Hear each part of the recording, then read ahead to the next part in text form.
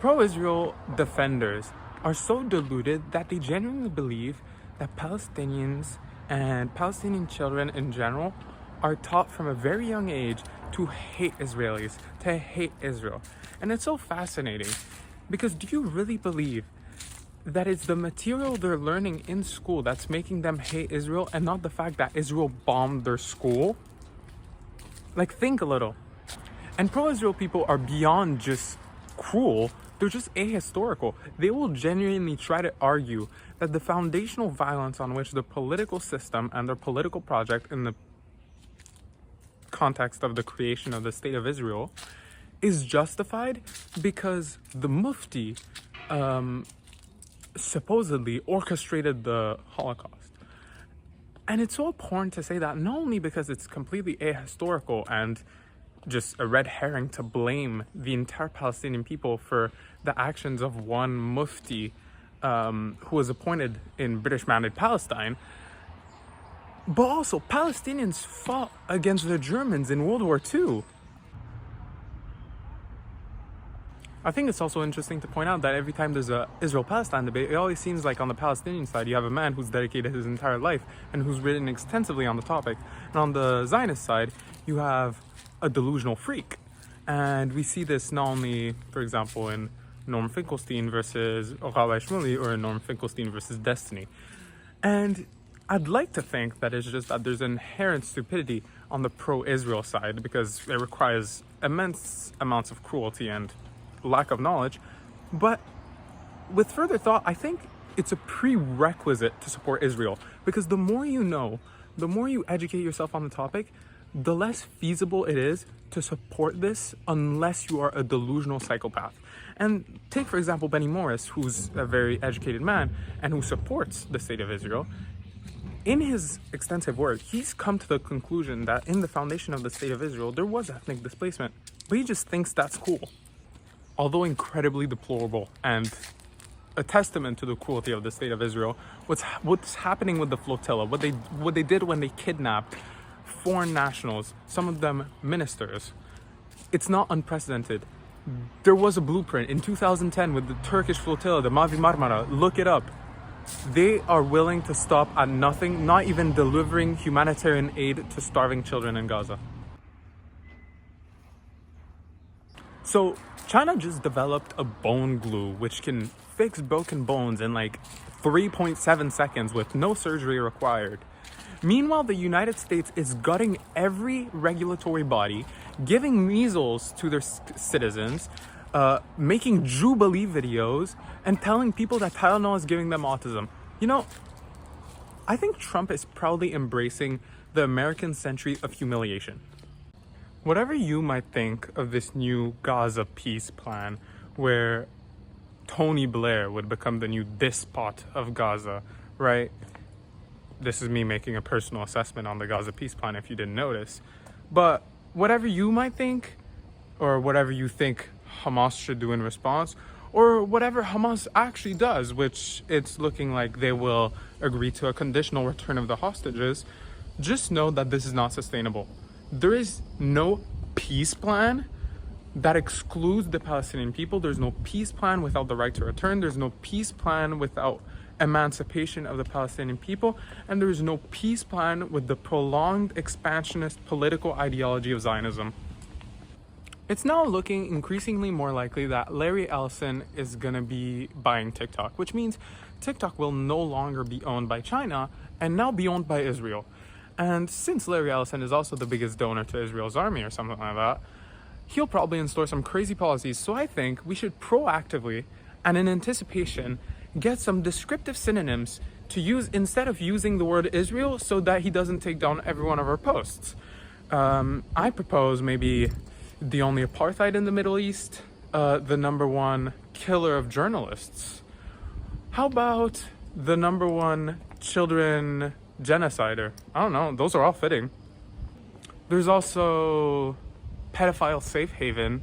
I mean, it's not me saying it, it's their own media apparatus. Or maybe the #1 exporter of war criminals. Also, maybe the country with probably the most ties to Jeffrey Epstein outside the United States. But, if you guys have more ideas, go ahead, feel free.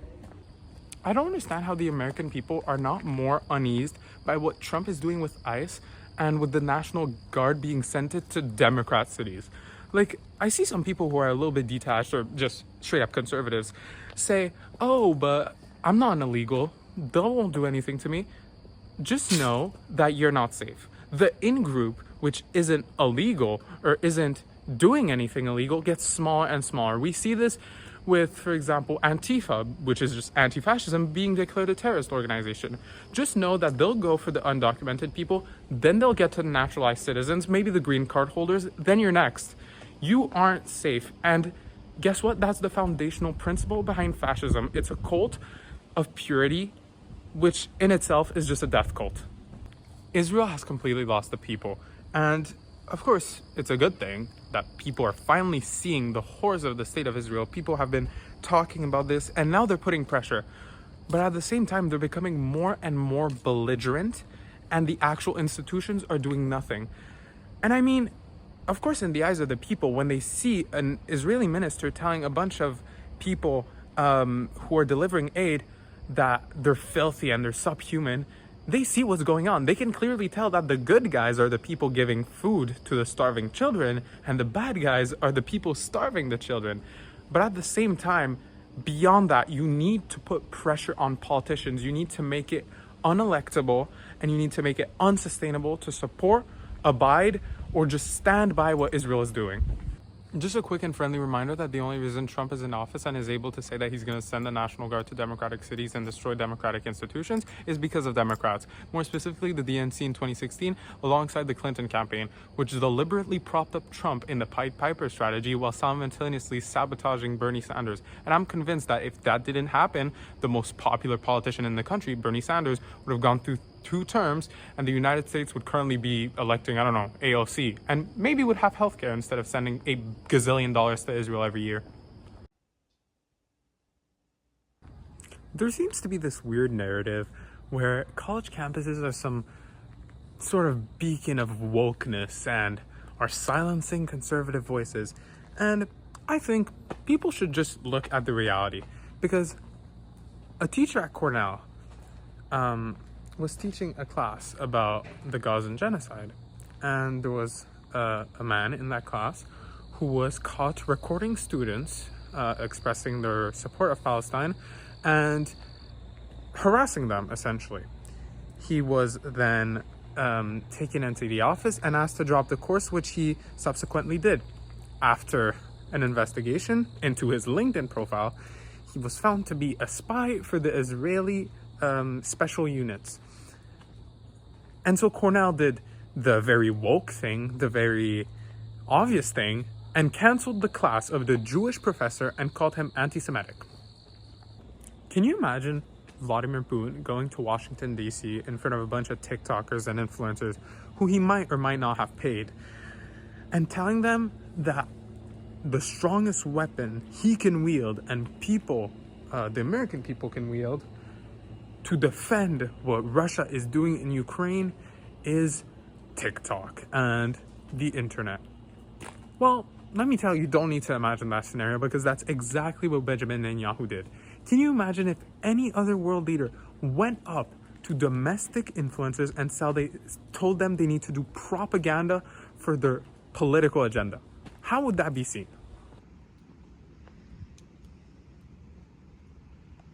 Democrats will never win another election because they're so focused on trying to win over voters by going to the right socially and sacrificing, for example, immigrants or trans people, rather than going to the left fiscally.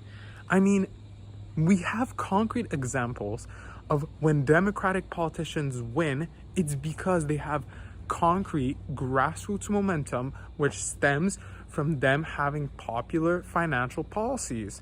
When you go further to the left, you have more popularity. Just look at the most popular politician in the nation, Bernie Sanders, or the recent success of Zohran Mamdani.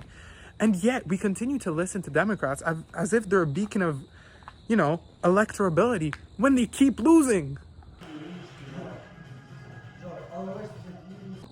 It's actually crazy, the media coverage when regarding a white conservative shooter, Because once they find out that the person in question, the suspect, isn't a minority, you'll see the media treating him as if he was a Nobel Peace Prize laureate. I swear, you get pictures of him graduating and him with his family, and then maybe you'll describe him as unwell, and a very tragic case of mental illness, for example. And you know for a fact, if that was a minority, you would be getting absolutely abhorrent commentary. I think it's so telling seeing the reaction of the media and the administration to the Michigan shooter, because you had Trump trying his best to call him an anti-Christian leftist, and you had the media doing the same thing.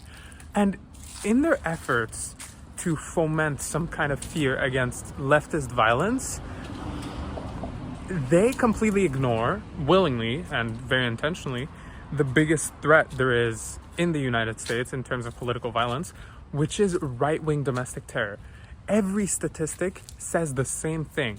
The white anti-establishment conservatives are the biggest perpetrators of sarcastic and domestic terror.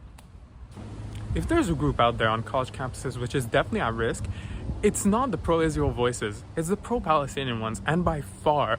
I mean, on the pro-Israel sides, you have actual institutions and groups who actively try to dox and, try to incite violence against pro-Palestinian students. Like, you have Beitar, for example, which actively doxes students or professors for voicing their support of the Palestinian civilians. Or you have actual lists of students and professors who engage in BDS or who support Palestine. I mean, the Canary Mission masquerades itself as an institution against anti-Semitism, but all it does, it compiles pro-Palestinian advocates and puts them out there on a list for everyone to see in a clear effort to make it dangerous to advocate for the plight of the Palestinian people. Not to be that guy, but it genuinely infuriates me. It's so annoying when you see someone or you hear someone say, "Oh, I'm not political, I have no opinion on this." What do you mean you don't have an opinion on this and you're not political? You're living through a live-streamed genocide. It's impossible not to see what's happening to the people of Gaza. If you don't have an opinion on this, it's a lack of empathy. Like, you don't need to be educated in any way. The horrors that you've seen are unprecedented in the 20th century and in the 21st century. And if you don't do it for the Palestinians, at least speak up for yourself. Like, one of my favorite quotes is, "One day everyone will have been against this."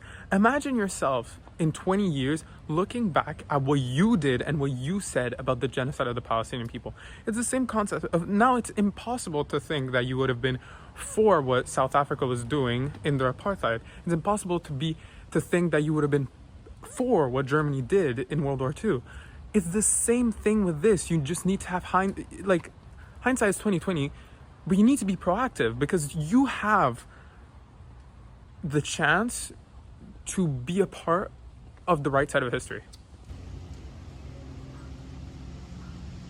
Judge me by my enemies is so fitting when defending Palestine, because take any pro-Israel advocate. Let's take, for example, Alan Dershowitz, famous Harvard professor, lawyer, and vehement defender of Israel. Let's look at who he's defended, for example. You have Donald Trump. Okay, that's already bad enough. Harvey Weinstein. Okay. Jeffrey Epstein.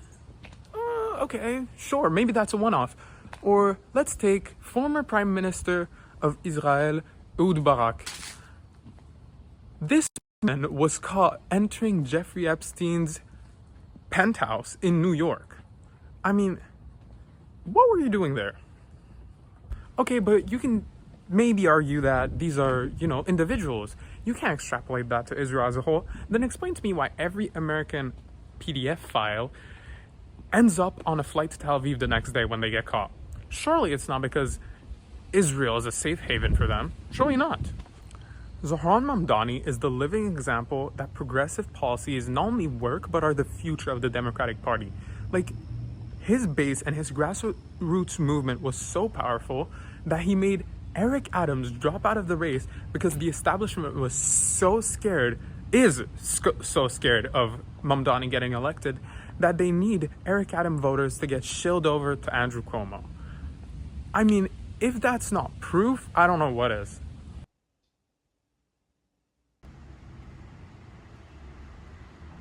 I think it's kind of shocking seeing so many people talk a big game about political violence and this sort of non-existing, really, issue of left-wing political violence, and they seem so appalled and distraught. But yet, something that I feel went completely unnoticed is the fact that Israel assassinated the Prime Minister of Yemen. Not a blip in the media. Like, that's the pinnacle of political violence. If you're appalled at all of this, which is supposedly happening, you should be advocating for dismantling the apartheid state. I'm just saying.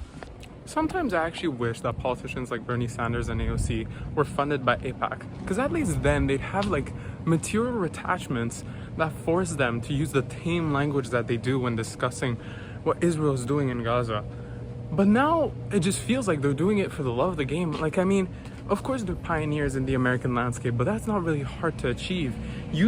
Words have meanings, and Bernie Sanders only recently called it a genocide after the UN did. They're the only force in the American fabric that can push the permission structure further to the left, and they have a duty to do so. Benjamin Netanyahu is not a bad guy. And I say that in the sense that he's not the problem. If you were to replace him with any other leader, he would do the same thing. There's a reason why if you go from Menachem Begin to Yitzhak Shamir to Shimon Peres, going through Ehud Barak, you get the same treatment of the Palestinian people. It's embedded not only in the Zionist political project, but in Israeli society in general. Because even if you look at the attempted peace agreements with Yitzhak Rabin, what happened then? He got assassinated by a far-right Israeli. There is no peace-seeking process in Israeli society because it is built on the domination of the Palestinian people. You need to uproot it as a political system as a whole. I think it's so crazy that Israel can still frame itself and twist the narrative in a way where they're the ones seeking peace. Like, do people not realize they tried to assassinate the negotiation team in Doha, a foreign nation? Do they not realize that they've attacked like 9 sovereign countries in the last year? And just a couple weeks ago, they assassinated the Prime Minister of Yemen.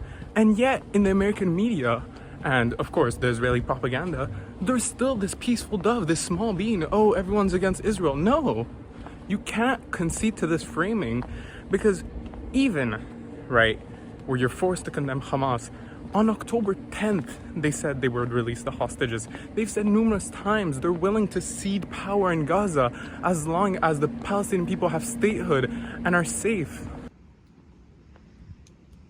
I'm all for pinning the government shutdown on the Republicans because, yes, they do control everything because of Democrat failure.